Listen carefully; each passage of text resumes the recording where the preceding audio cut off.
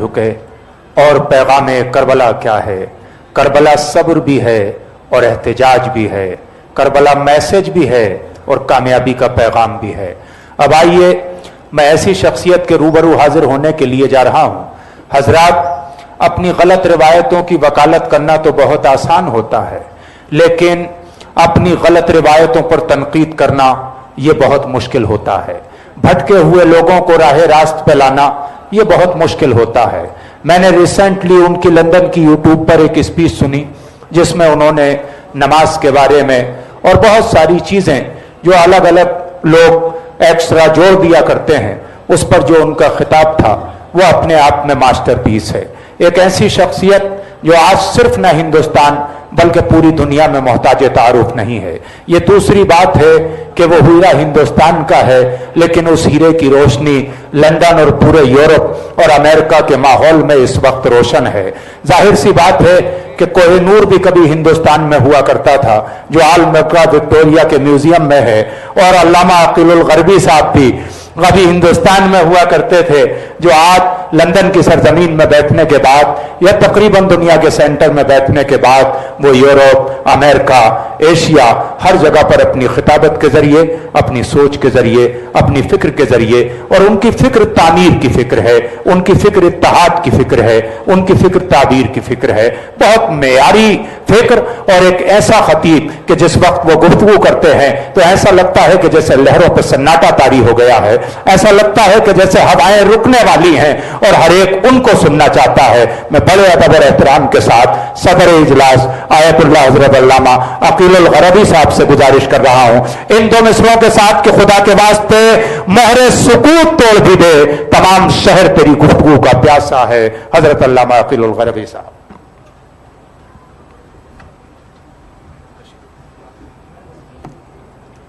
السلام علیکم ورحمۃ اللہ وبرکاتہ۔ اعوذ باللہ من الشیطان الرجیم، بسم اللہ الرحمن الرحیم، الحمد للہ رب العالمین، والصلاة والسلام علی اشرف الخلائق اجمعین، سیدنا وسید الاولین والآخرین، حبیبنا وحبیب الہ العالمین، امام المرسلین وخاتم النبیین، ابی القاسم المصطفى محمد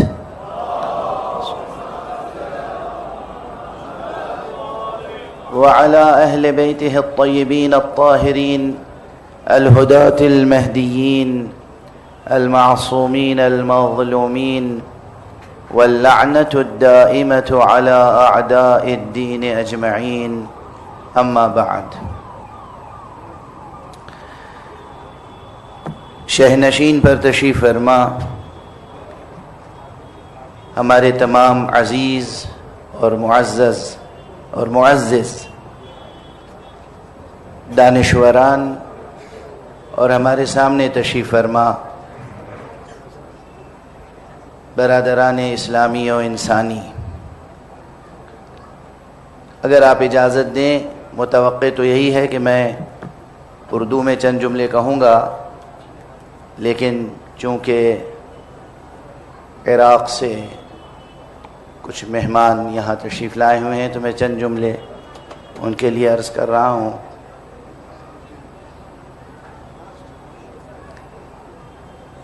بعد الحمد والصلاة أتقدم بالترحيب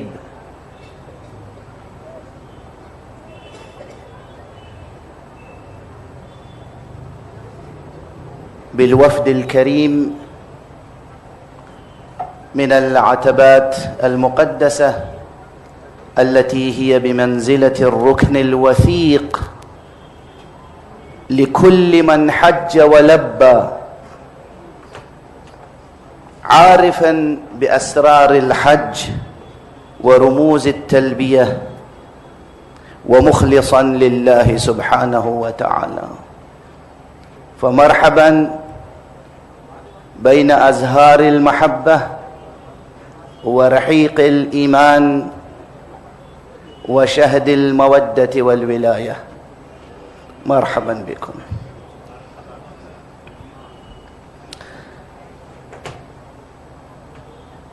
اب اس وقت تشریف فرما نہیں ہیں. ظاہر ہے کہ جلسے کی صدارت کا تقاضا یہ ہے کہ ان کی غیر موجودگی میں بھی میں ان کا تذکرہ کروں. حضرت آیت اللہ العظمیٰ سید علی حسینی خامنئی کے نمائندے تشریف لائے تھے. پروردگار ان کا سایہ ہمارے سروں پہ برقرار رکھے اور ہم ان کے نمائندے کے وجود سے ہندوستان میں زیادہ سے زیادہ استفادہ کر سکیں. جلسہ تقریباً ختم ہو چکا ہے اور میری صدارتی تقریر جلسے سے پہلے ہو چکی ہے. صبح اذان ظہر سے قبل میں نے بہت تفصیل سے گفتگو کی تھی. اس وقت صرف چند کلمات عرض کر رہا ہوں، حالانکہ عرض کرنے کے لیے مطالب بہت ہیں، لیکن مجھے آپ کی تھکن کا احساس ہے. ہر چند کہ مجھے یہ معلوم ہے کہ ذکر گرامی حسین ابن علی علیہ الصلاۃ والسلام ایسا ذکر ہے کہ واقعاً کوئی اگر عاشق حضرت ابو عبداللہ ہے تو پھر تھکن کا تصور نہیں کیا جا سکتا. لیکن بہرحال انسان کی ایک مادی اور ظاہری محدودیت ہوتی ہے. میں بہت چھوٹے چھوٹے جملوں میں اور بعض مصروں کا سہارا لے کر اپنی بات عرض کروں گا، لیکن بعض ذمہ داریاں ہیں اور کبھی کبھی کسی بڑے مجمع کے لیے خطاب نہیں کیا جاتا، کبھی کسی ایک شخص کے لیے بھی خطاب کیا جاتا ہے. بڑے مجمع کے لیے جو خطاب کرنا تھا وہ صبح ہو چکا. اس وقت جو حضرات یہاں تشریف فرمائیں ان کے لیے بھی کچھ خصوصی باتیں عرض کرنا چاہتا ہوں. کچھ درد ہے جو شیئر کرنا چاہتا ہوں، کچھ ناسور ہے جو نچوڑنا چاہتا ہوں. بہت اچھی تقریر کی جناب سوامی اگنیویش صاحب نے، بہت اچھی تقریر کی جناب مولانا عبید اللہ اعظمی صاحب نے. جو سبجیکٹ تھا اس پر بہت اچھی مکمل تقریر کی ہمارے عزیز قرۃ العین ڈاکٹر عمار نقشوانی صاحب نے. اور انہوں نے ابھی بتایا کہ ان کے پاسپورٹ پہ ان کا نام بھی غروی ہے، تو میں بھی غروی ہوں اور یہ بھی غروی ہیں ماشاءاللہ. اس جلسے میں جتنی تقریریں ہوئیں، جتنے اشعار پیش کیے گئے، سب اپنی جگہ مفید اور معیاری تھے. اور ہم سب پر یہ فرض ہے کہ ہم واقعاً ان تمام بزرگوں جوانوں کا شکریہ ادا کریں اور خصوصیت کے ساتھ جناب آغا سلطان صاحب کا شکریہ ادا کریں. اور وہ جتنے ہاتھ اس حسین ڈے کو عملی شکل دینے میں لگے ہوئے تھے، ان تمام ہاتھوں کی سلامتی کے لیے دعا کریں. پروردگار آپ کو خوب جزائے خیر عطا فرمائے. یہ تقریباً 1 سال پہلے سے مجھے بلا رہے تھے، گزشتہ برس بلانا چاہ رہے تھے، مجھے اندازہ نہیں تھا. آج یہ حسین ڈے دیکھ کر دل خوش ہوا. جس طرح جس انہماک سے انہوں نے حسین ڈے منعقد کیا اور جس انہماک سے یہاں کے لوگ شریک ہوئے اور جس ڈسپلن کے ساتھ، جس دلچسپی کے ساتھ سب نے سماعت فرمایا، وہ قابل داد ہے. آغا سلطان صاحب بھی قابل داد ہیں اور یہاں کے عوام اور سامعین بھی قابل داد ہیں. میری دعائیں. جہاں تک حضرت امام حسین علیہ الصلاۃ والسلام کی ذات گرامی کا تعلق ہے اور جہاں تک کربلا کا تعلق ہے، تو یہ یاد رکھیے کہ 1400 برس گزر چکے ہیں مگر ابھی بھی کربلا مکمل بیان نہیں ہوئی ہے. یہ چھوٹا سا جملہ ایک بڑی بحث کو سمیٹ دینے کے لیے کافی ہے اس وقت. یعنی تاریخی حیثیت سے بھی، خالص تاریخی اعتبار سے بھی ابھی تک کربلا پوری بیان نہیں ہوئی ہے۔ اب میں یہی کہہ سکتا ہوں کہ حسین ڈے تو ٹھیک ہے، اس میں مختلف عناصر یعنی ملٹی ڈائمینشنل پروگرام ہوتا ہے، یہ اس میں سماجی مسائل بھی آئے، سیاسی مسائل بھی آئے، سیاسی شخصیتیں بھی آئیں، سماجی شخصیتیں بھی آئیں، اسکالرز بھی آئے، اوریٹرز بھی آئے، پوئٹس بھی آئے، ایک گلدستہ سجا دیا۔ لیکن کبھی کبھی بالکل اسکالرلی ڈسکشنز کے لیے سیمینار بھی منعقد کیجیے۔ کربلا کی تاریخ، کربلا کی تاریخ کے مآخذ، منابع، مصادر، کیا جو نیریشن مسلسل ہم بولتے اور سنتے چلے آ رہے ہیں وہ نیریشن حرف آخر ہے؟ ہرگز نہیں ہے۔ بہت سی باتیں ہیں کربلا کی جو ابھی آپ کو نہیں معلوم اور کتابوں میں موجود ہیں، کچھ سطور میں، کچھ بین السطور۔ تو واقعہ کربلا ابھی پورا بیان نہیں ہوا ہے۔ یہ واقعہ جو ایک زمان و مکان کے حصار میں ہوا، یہ ابھی پورا بیان نہیں ہوا ہے۔ اس صاحب واقعہ امام کی سیرت کا بیان کون کر سکتا ہے کہ جو مالک زمان و مکان ہے؟ بس 2-3 جملے عرض کروں گا۔ جوش ملیح آبادی کا ایک شعر ہے کہ ہم ایسے اہل نظر کو ثبوت حق کے لیے اگر رسول نہ آتے تو صبح کافی تھی۔ مجھے یہ شعر کبھی نہیں اچھا لگا، اور جب میرے سامنے کئی بار لوگوں نے پڑھا تو جواب میں نے بھی 2 مصرے کہہ دیے۔ اب آپ شعراء کو سنتے رہے ہیں تو میرے 2 مصرے بھی برداشت کر لیجئے۔ انہوں نے فرمایا تھا کہ ہم ایسے اہل نظر کو ثبوت حق کے لیے اگر رسول نہ ہوتے تو صبح کافی تھی۔ میں نے عرض کیا نہ مدرسے، نہ مساجد، نہ فلسفہ، نہ کلام، نہ مدرسے، نہ مساجد، نہ فلسفہ، نہ کلام، ثبوت حق کے لیے بس حسین کافی ہے۔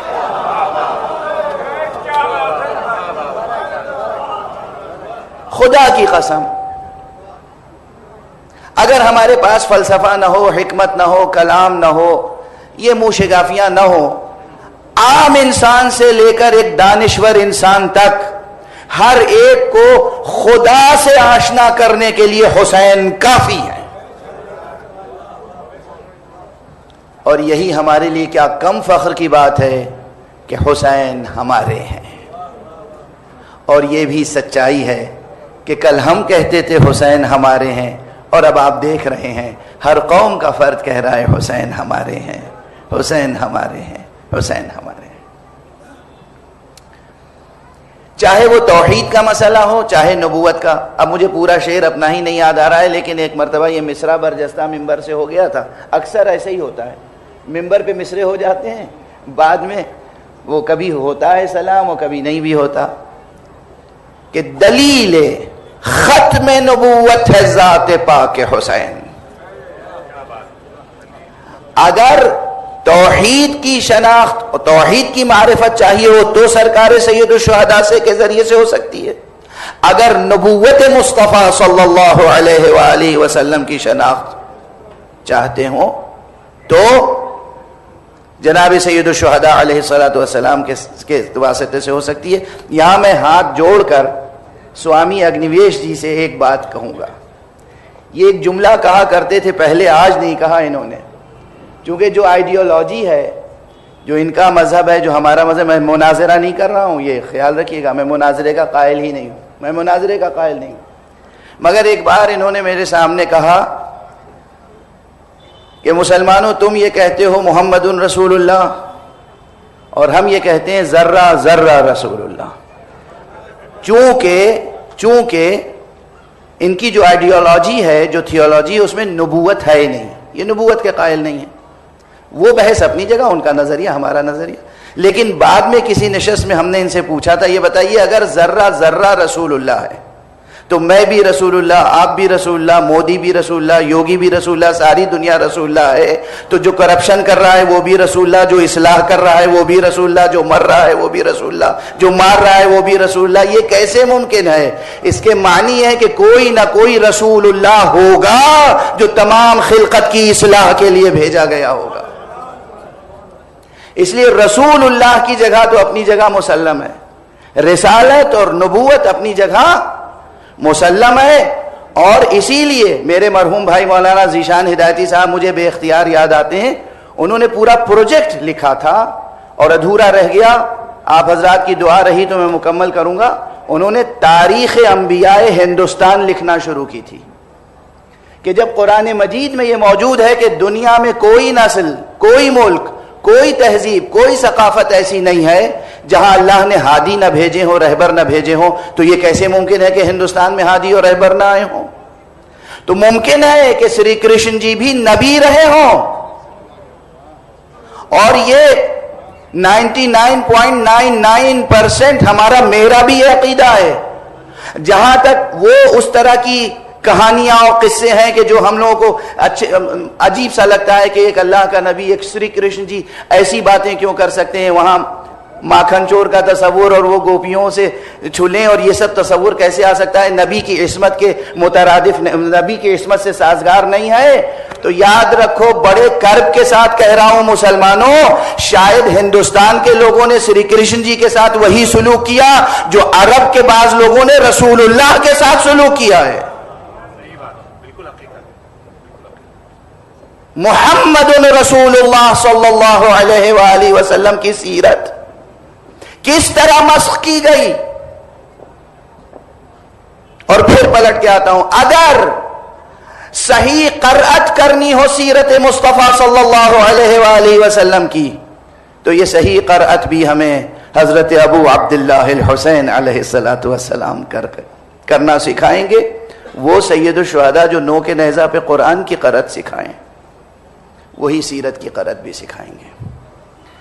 جہاں تک سرکار سید الشہداء ابو عبداللہ الحسین علیہ السلام کا تعلق ہے، ان کے تذکرے کا تعلق ہے، یہ بات اپنی جگہ بالکل 100% درست ہے کہ جب تک ہم صرف شاعری کرتے رہیں گے، نیری شاعری اور کھوکھلی خطابت، اس وقت تک ہم حق وفا ادا نہیں کر سکیں گے. جو بات سوامی اگنیویش جی نے کہی تھی، پروردگار انہیں جگ جگ سلامت رکھے اور اس فکر کو عام کرے، ہم میں سے ہر ایک کو عملی اقدامات کرنے ہوں گے. واقعاً شراب کے خلاف تحریک میں آپ کو ایکٹیولی حصہ لینا ہوگا. واقعاً جو بچیاں رحم مادر میں قتل کر دی جاتی ہیں، ان کی زندگی کے لیے آپ کو ایکٹیولی حصہ لینا ہوگا. واقعاً جو بچیاں اور جو دلہنیں جہیز وغیرہ کے معاملات کے پیش نظر آتش کر دی جاتی ہیں یا قتل کر دی جاتی ہیں یا کسی نہ کسی صورت سے ٹارچر کیا جاتا ہے، ان کی لیے آپ کو بھی معاشرے کے ساتھ ساتھ آگے بڑھنا ہوگا. اور اس طرح کے بہت سے مسائل ہیں. لیکن ایک بات جس کی طرف کسی نے آج توجہ نہیں کی، اور یہ فقیر ایک عرصے سے کہتا آ رہا ہے، اور اس کے لیے میں جناب شکیل شمسی صاحب اور ان جیسے ذمہ دار صحافیوں کو، جناب مولانا جابر جوراسی صاحب مذہبی صحافت کرتے ہیں مگر وہ بھی جب ایڈیٹوریل لکھتے ہیں تو اس میں سیاسی اور سماجی مسائل بھی خوب اچھی طرح نبھاتے ہیں. مولانا جابر جوراسی صاحب، جناب شکیل شمسی صاحب اور جو لوگ بھی یہاں پر ہیں، خصوصیت سے ان دو حضرات کو میں خطاب کر رہا ہوں. دیکھیے، اب آپ لوگ بیٹھے ہیں تو مسئلہ سمجھ ہی لیجئے. علاج کے دو طریقے ہیں. ایک علاج یہ ہے کہ جہاں سمٹم نظر آیا اس سمٹم کو دیکھ کے علاج کر دیا، اور ایک طریقہ یہ ہے کہ سر سے پیر تک مریض کو دیکھا، سارے سمٹمز دیکھے اور کوشش کی کہ جو ان تمام بیماریوں کی جڑ ہے اسے ختم کر دیا جائے. آپ بتائیے بہتر طریقہ کیا ہے؟ جڑ کو. اس وقت دشمنان انسانیت، میں دشمنان اسلام صرف نہیں کہہ رہا ہوں، دشمنان انسانیت ایسی گھناؤنی سازشیں کر رہے ہیں پوری دنیا میں کہ ہم کو ہر ایک کو ایک دوسرے سے لڑانے کی فکر ہے. انہیں سنی شیعہ لڑا دیا جائے، شیعہ لڑا دیا جائے، سنی لڑا دیا جائے، وہابی دیوبندی، بریلوی، سمجھے جناب. ایک خانقاہ والے کو دوسرے خانقاہ والے سے لڑا دیا جائے، ایک انجمن والے کو دوسرے. گلی جو یہ جنگ جاری ہے اس کے پیچھے بھی کوئی مداری ہے.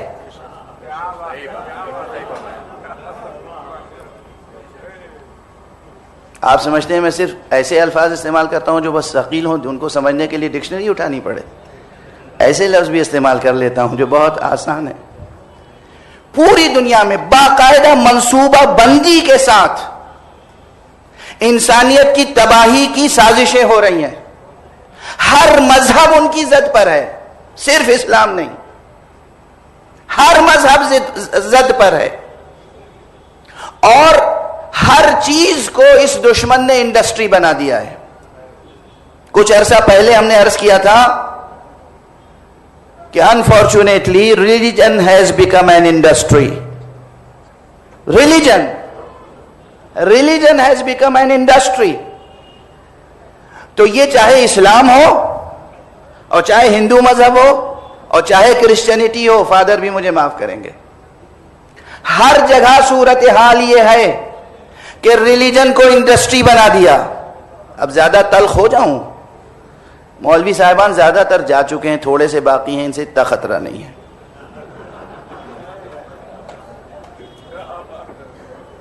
آج المیہ یہ ہے کہ مسجدوں میں ہم جب نماز پڑھانے جاتے ہیں تو کیا قربتاً اللہ پڑھاتے ہیں یا تنخواہ کی خاطر پڑھاتے ہیں؟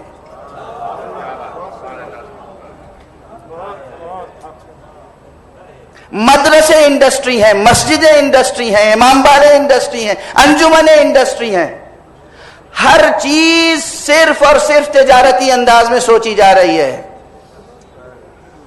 اور جب چیز ریلیجن کو انڈسٹری بنا دیا، کسی نے انویسٹ کیا، ادھر کرپشن ٹیرورزم کو انڈسٹری بنا دیا، ٹیرورزم بھی انڈسٹری بن گئی، ریلیجن بھی انڈسٹری بن گیا، اور پھر دونوں کا آپس میں بیاہ کر دیا،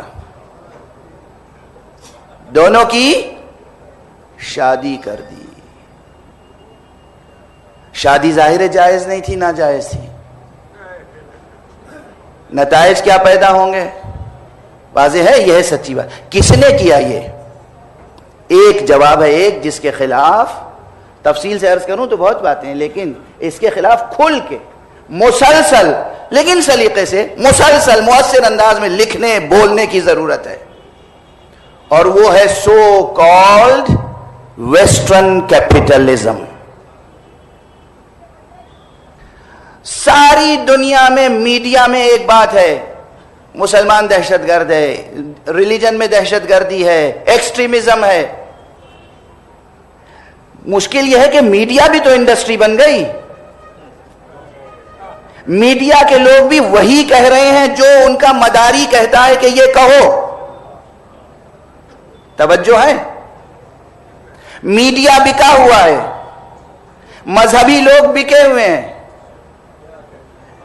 پوری دنیا میں کرپشن کا ایک نظام قائم کر رہے ہیں وہ لوگ، دوہرا معیار ہے ہر جگہ۔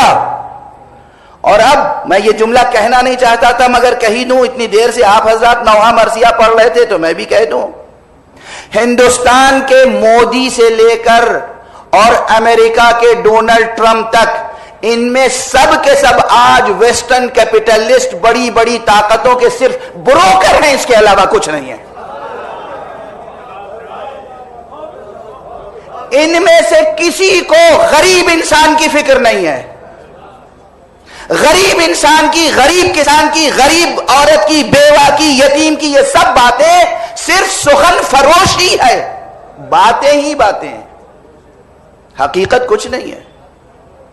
اور اس وقت المیہ ہمارا یہ ہے کہ قوت کے ساتھ کوئی انہیں جواب دینے کے لیے موجود نہیں ہے۔ وہ سخن فروشی کر رہا ہے، وہ خطابت کر رہا ہے، وہ اوریٹری کر رہا ہے، اور آپ سب واہ واہ سبحان اللہ کر رہے ہیں۔ میں پھر عرض کر رہا ہوں، ہمارے ملک کے مودی سے لے کر اور امریکہ کے ڈونلڈ ٹرمپ تک، یہ سب بڑے بڑے ویسٹرن کیپٹلسٹ لوگوں کے ہاتھ بکے ہوئے لوگ ہیں۔ یہ ملک کیا بنائیں گے؟ یہ عوام کو کیا بھوک مٹائیں گے یہاں سے؟ یہ کرپشن کو کیا ختم کریں گے؟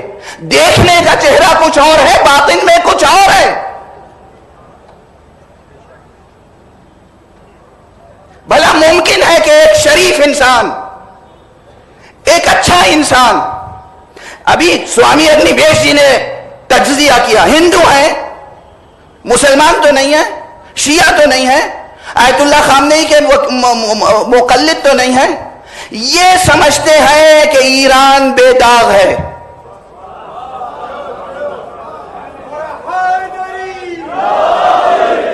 میں اپنی بات عرض کروں, میں گڑگاؤں میں چل رہا تھا اور جس گاڑی پہ بیٹھا تھا وہ گاڑی خراب ہو گئی. اچھا وہ تھوڑی دور, بالکل تھوڑی دور رہ گیا تھا, تو سائیکل رکشہ میں نے کر لیا, سائیکل رکشے پہ بیٹھ گیا. وہ سائیکل رکشہ جو چلا رہا تھا وہ کہہ رہا تھا بھیا ساری دنیا میں جتنا کرپشن ہے یہ تو امریکہ کا پھیلایا ہوا ہے. آپ سوچ رہے ہیں کیا رسوائی سی رسوائی ہے. ایک لے مین جو باتیں سمجھ رہا ہے وہ انتہائی بے حیائی اور بے غیرتی کے ساتھ وہ کر رہے ہیں اور جھوٹ کا پردہ اپنے کارناموں پہ ڈال رہے ہیں. کیسا دوہرا معیار ہے, دوہرا معیار ہے یا نہیں؟ آیت اللہ خمینی کا فتویٰ موجود ہے, آیت اللہ خامنئی کا فتویٰ موجود ہے, ڈکلیئرڈ ہے کہ ہم انسانوں کو تباہ کرنے والے ہتھیار بنانا حرام سمجھتے ہیں, جائز نہیں سمجھتے. ہم نیوکلیئر پاور صرف اس لیے چاہتے ہیں تاکہ میڈیکل پرپز میں اور دوسرے انسانی فلاح و بہبود کے لیے انتظام ہم اس کا استعمال کریں. مگر آپ کہہ رہے ہیں نہیں تم جھوٹ بول رہے ہو, ہم تم پہ کیسے بھروسہ کریں؟ اور ہمارے یہاں مسلسل اور خود بنائے چلے جا رہے ہیں. اچھا عجیب, میں کیا آپ تو پھٹ پڑا, میں اتنی دیر سے آپ تھکا رہے تھے مجھے, تو آپ خود تھکیے. جناب والا, کوئی دھوکہ دینے اور جھوٹ بولنے کی حد بھی ہوتی ہے. ایک طرف آپ کو دعویٰ, ہماری ٹیکنالوجی اتنی زبردست ہے کہ 7 زمینوں کے نیچے بھی دیکھ لیتی ہے کہ یہاں سونا ہے, وہاں چاندی ہے, وہاں ہیرا ہے, وہاں تیل بہ رہا ہے, وہاں کوئلہ ہے. ٹھیک ہے, اتنی ٹیکنالوجی ہے کہ ہم جہاں چاہیں بالکل ٹارگٹ پہ جا کر ہمارا میزائل لگے گا. اور جس وقت عراق میں ایک طرف داعش تھے اور دوسری طرف کردش لوگ تھے جو داعش سے لڑ رہے تھے, تو آپ کے جہازوں نے اسلحہ گرایا داعش کے خلاف, مگر اتفاق سے وہ داعش ہی کے علاقے میں چلا گیا. سبحان اللہ. یہ کتنی بار ہوا ہے نہیں ہوا؟ کتنی بار ہوا. یعنی اس وقت آپ کے کیمرے فیل ہو گئے, آپ کے پائلٹس اندھے ہو گئے, آپ کو نظر نہیں آیا ادھر داعش ہے اور ادھر عراقی فوج. یہ بھی ہوا کہ جو اسلحہ عراقی فوج کو دینے کے لیے آپ آئے تھے وہ دے گئے داعش کو, اور جب حشد شعبی جان دے رہے تھے تو جو بم آپ کو گرانا تھا داعش پر وہ بم گرا دیا آپ نے حشد شعبی پر. یہ سب آپ حضرات دیکھ رہے ہیں, مگر یہ چیزیں جس طرح میڈیا میں رسوا کی جانی چاہیے نہیں ہو رہی ہیں. میڈیا کے لوگ اپنا حق ادا نہیں کر رہے ہیں, اور جب تک میڈیا آپ کا ساتھ نہیں دے گا آپ کیا کر سکتے ہیں؟ آپ 2 بار ممبر آف پارلیمنٹ رہے, میری تلخ بیانی معاف کیجیے گا. ایک مرتبہ مجھے لندن ایئرپورٹ پر روک لیا گیا, ایسے ہی بیٹھا لیا, انڈین پاسپورٹ میرا, اور اس پہ چونکہ ایران کے ویزے بہت لگے ہوئے تھے, تو ایک 15-20 منٹ بیٹھالنے کے بعد انہوں نے پوچھا, یہ بات اس وقت یہ جب 9/11 کا واقعہ ہوا تھا, مجھے لندن کے بعد امریکہ بھی جانا تھا. انہوں نے مجھ سے پوچھا کہ آپ ایرانی ہیں؟ میں نے کہا سبحان اللہ, کیا آپ دانش مند ہیں, آپ کے ہاتھ میں میرا پاسپورٹ ہے جو انڈین پاسپورٹ ہے. آپ مجھ سے پوچھیں آپ ایرانی ہیں؟ کہا نہیں اس پر ویزے ایران کے بہت لگے ہیں. میں نے کہا ویزا تو وہی لیتا ہے جو کہ اس کنٹری کا نہیں ہوتا. کہا اچھا یہ بتائیے آپ مسلم ہیں؟ میں نے کہا جی. آپ شیعہ ہیں؟ میں نے کہا جی. کہا یہ بتائیے بینگ اے شیعہ آپ کرسچنس کے بارے میں کیا سوچتے ہیں؟ تو میں تو طے کیے بیٹھا تھا کہ زیادہ یہ کریں گے, مجھے ڈیپورٹ کر دیں گے کہ جائیے ہندوستان واپس. میں نے کہا دیکھو بھائی, شیعہ اور عالم ہونے کی حیثیت سے، روحانی ہونے کی حیثیت سے، ایک مذہبی اور اسپریچول ہونے کی حیثیت سے میں دنیا کے ہر انسان سے پیار کرتا ہوں، مسلمان ہو، ہندو ہو، کرسچن ہو، لا مذہب ہو، یہاں تک کہ یہودی ہو، ہم سب سے پیار کرتے ہیں. But I hate the politicians including your Tony Blair and president Bush. اور یقین کیجئے، میں آپ سے نہیں کہہ رہا ہوں، یقین کیجئے کہ وہ پہلے تو اس نے آنکھیں پھٹی کی پھٹی رہ گئیں اور پھر اس نے کہا oh very interesting, you are welcome sir.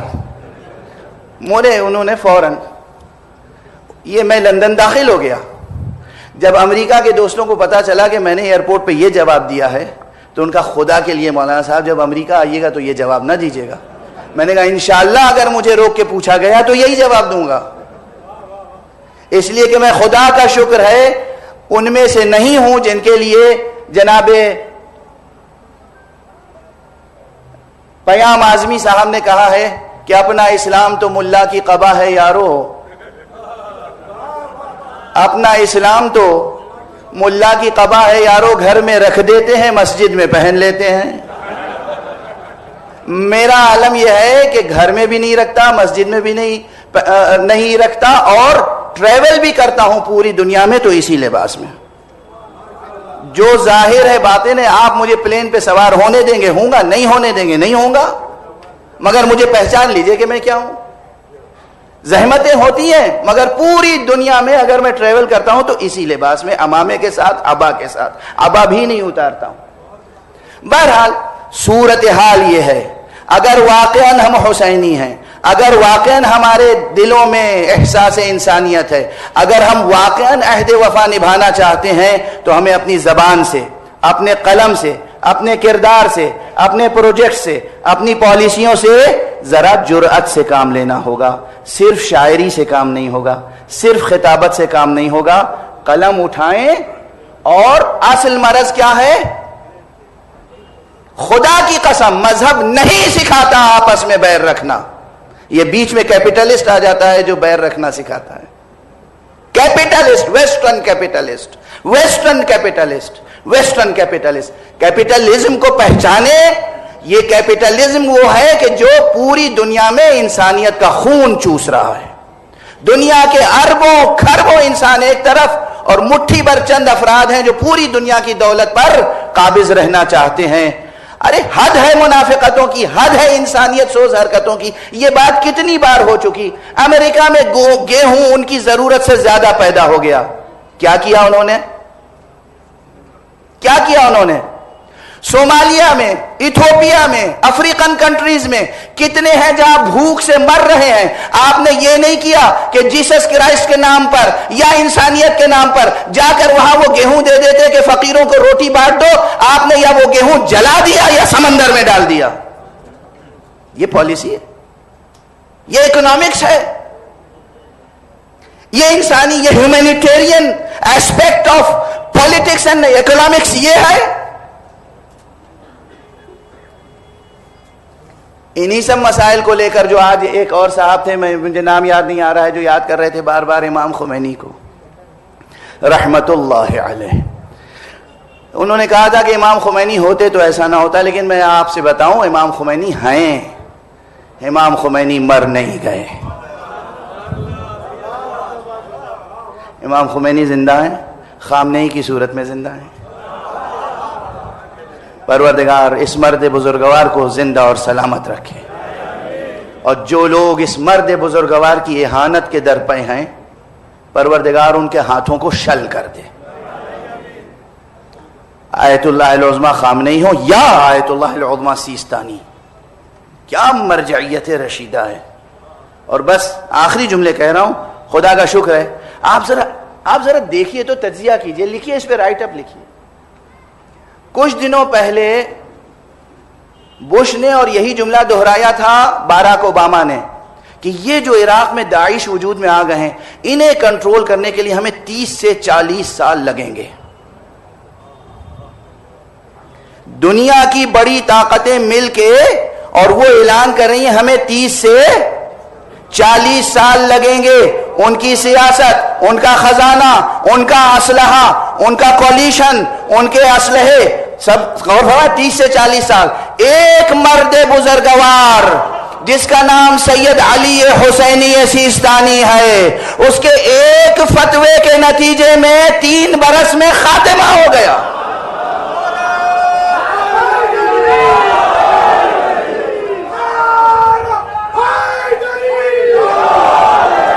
Record میں ہے یہ بات ریکارڈ میں. 30 سے 40 برس 30 سے 40 برس 30 سے 40 برس یعنی ان کا پلان تھا کہ ہمیں ان قوموں کو کچلنا ہے، ان کے تمام ذخائر کو اس پہ قبضہ کرنا ہے، تیل کے کنووں کو پی جانا ہے، اس ملک کو فقیر بنانا ہے.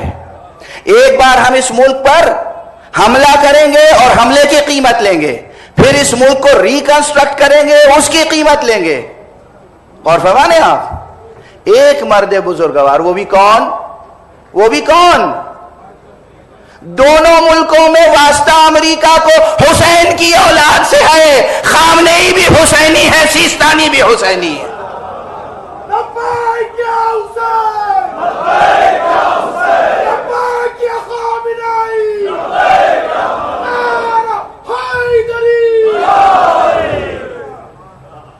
عزیزو مسلمانوں، انسانوں، ایسی لیڈرشپ پہ ناز کرو.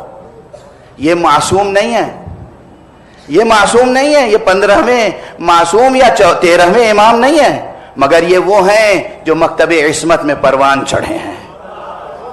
یہ وہ ہیں جو نسلاً بھی حسینی ہے، نظریاتی اعتبار سے بھی حسینی ہے، فقہ بھی ان کی حسینی ہے، کلام بھی حسینی ہے، عرفان بھی حسینی ہے، کردار بھی حسینی ہے. پروردگار حضرت امام حسین علیہ الصلوۃ والسلام کے صدقے میں دنیا میں ایسی قیادتوں کو فروغ عطا فرمائے. آپ جیسے اچھے انسانوں کو میں انسانوں کی بات کر رہا ہوں، اچھے انسانوں کو واقعاً درد انسانیت سے آشنا کرے. مشہور ترقی پسند شاعر تھے علی سردار جعفری کی ایک نظم تھی، پروگریسو رائٹرز ایسوسی ایشن میں وہ نمایاں شخص تھے. علی سردار جعفری کی ایک نظم تھی آزاد. اس کا ایک مصرع تھا، اس زمانے میں آج سے 50-60 برس پہلے انہوں نے کہا تھا کہ بیمار سرمایہ داری خون کی قے کر رہی ہے. اس وقت یہ بات سچ ہو یا نہ ہو، مگر آج یہ بات 100% سچ ہے.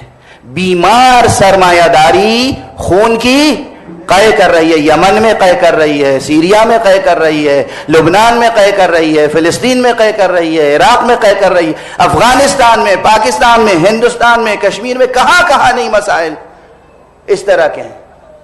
اگر ہماری سیاسی لیڈرشپ آنےسٹ ہو، ایماندار ہو، اگر سوامی اگنیویش جیسے لوگ کھل کر میدان میں آ جائیں، یہ بھی تقریر کر کے جا کے اپنی گپھا میں بیٹھ نہ جائیں. میں ایک بات کہہ رہا ہوں، سب کے لیے میسج ہے، آپ کے لیے تھوڑی ہے. اگر یہ شکیل شمسی صاحب اپنے قلم کا صحیح استعمال کریں، اگر ہمارے خطباء، شعراء، ادباء کھل کے سرمایہ داری کے خلاف اور اس کی نحوستوں کے خلاف بولے تو کوئی تفرقہ نہیں رہے گا. اس لیے کہ یہ مسائل انسانی مسائل ہیں. غربت، بھوک ایک ہندو کو بھی ستاتی ہے، ایک مسلمان کو بھی ستاتی ہے. پیاس ایک ہندو کو بھی ستاتی ہے، ایک مسلمان کو بھی ستاتی ہے. دوسرے یہ زندگی کے مسائل ہیں. اور جتنے مذاہب آئے ہیں، ایک بات عرض کروں، بعد میں اس پہ خوب ڈیبیٹ کر لیجئے گا، مگر اس وقت سن لیجئے. جتنے خدا بے نیاز ہے، اللہ، جوانوں عزیزوں نوٹ کرنا یہ جملہ میں عرض کر رہا ہوں، اللہ بے نیاز ہے. اللہ اس کا محتاج نہیں ہے کہ ہم اس کو لا الہ الا اللہ کہہ کے پکاریں. اللہ اس کا محتاج نہیں ہے کہ ہم اللہ اکبر کریں. اللہ اس کا بھی محتاج نہیں ہے کہ ہم اسے سجدہ کریں.